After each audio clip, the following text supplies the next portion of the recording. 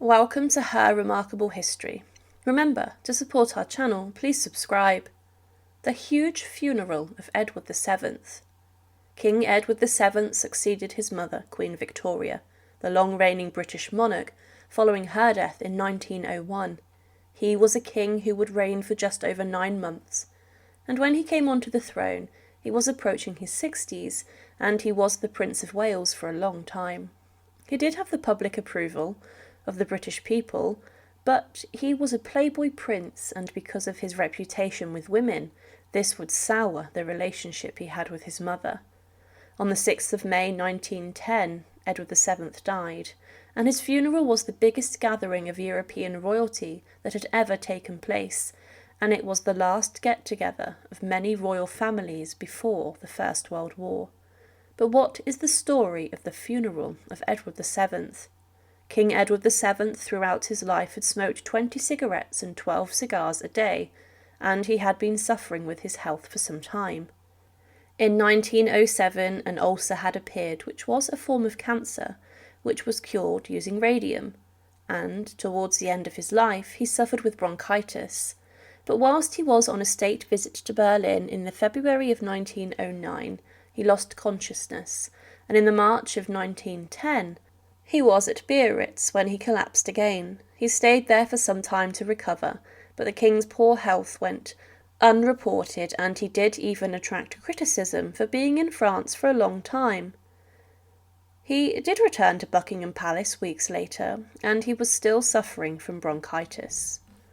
On the 6th of May 1910, Edward VII suffered a number of heart attacks, but he would not go to bed, and he said, "No, I shall not give in, I shall go on, I shall work to the end." But he was clearly very ill, and he had moments of consciousness, but his son, the future King George V, told him that his horse had won a race that afternoon. The king replied with, "Yes, I have heard of it.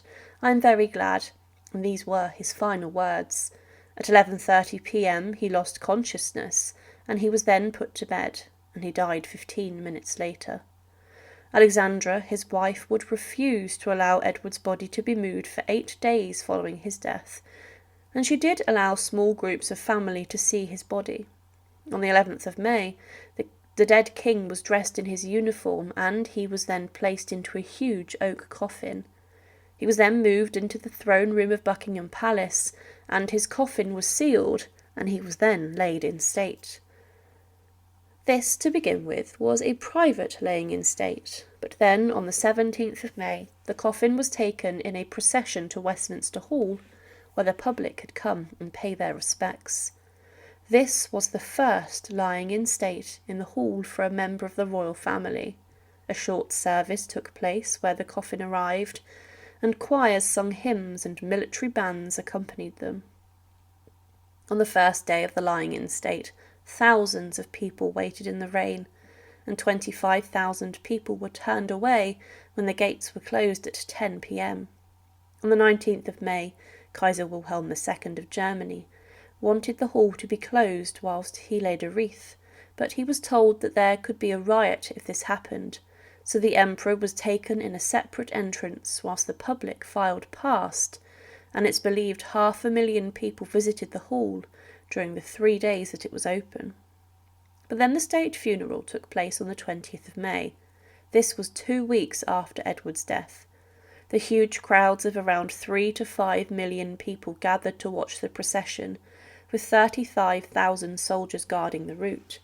The funeral cortege went from Buckingham Palace to Westminster Hall, where a small ceremony took place. Then a small group of mourners, including the King's Queen and his son King George V, along with his daughter, brother and nephew, attended. The rest of the funeral party waited outside the hall, and there were thousands who had come to pay their respects. Big Ben rang 68 times, 1 ring for every year of Edward's life, and this was the first time it was used in the funeral of a monarch. The procession then went from Westminster Hall via Whitehall, and the Mall from Hyde Park Corner to Marble Arch, and then to Paddington Station. 70 different states were represented, and the funeral procession was followed by 11 carriages. The king's dogs led the funeral procession, and from Paddington Station the king's coffin was taken to Windsor.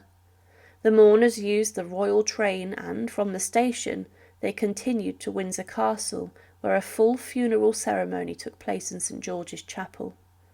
The funeral service was similar to Queen Victoria's, but Edward VII would be buried inside of the chapel and be interred there. The liturgy was based on the order of the burial of the dead from the Book of Common Prayer. Queen Alexandra requested a song, but was told to pick something which was better fitting to the occasion. The funeral directors of the royal household helped with the occasion, and they would also conduct the funeral of King George III, King George IV, and the Duke of Gloucester, the Duke of Wellington, Prince Albert, Prince Leopold, and Queen Victoria. But following the ceremony, King Edward VII's body was temporarily interred inside the Royal Vault of Windsor, under the Albert Memorial Chapel. His body was held there for many years, as it would await the death of his queen, Alexandra, who would die 15 years later. Queen Alexandra, in 1919, had ordered a monument in the south aisle of the chapel to be made, and it featured a tomb effigy of the king and queen in white marble, mounted on a black and green marble sarcophagus. Following the death of Queen Alexandra, King Edward VII's body, along with his wife, was then interred inside of the tomb. This was 17 years after the death of Edward VII. Their casket had been placed in front of the altar in the Albert Memorial Chapel following Alexandra's death, but depicted on the monument is also Edward VII's favourite dog, Caesar. Before he became the king, Edward VII was the longest-serving heir apparent in British history. He was considered the first truly constitutional British sovereign and the last to wield effective political power. He's regarded as a peacemaker, but he has been said to have been afraid of one of his nephews, Kaiser Wilhelm II. Within 4 years of Edward VII's death, the First World War would break out. He was described as, he had in many respects great natural ability. He knew how to be both dignified and charming. He had an excellent memory, and his tact in handling people was quite exceptional. He had a store of varied, though unsystematized, knowledge gathered at first hand through talking to all sorts of eminent men. His tastes were not particularly elevated, but they were thoroughly English. At the age of 68, inside of Buckingham Palace, however, the very place he was born, King Edward VII, died.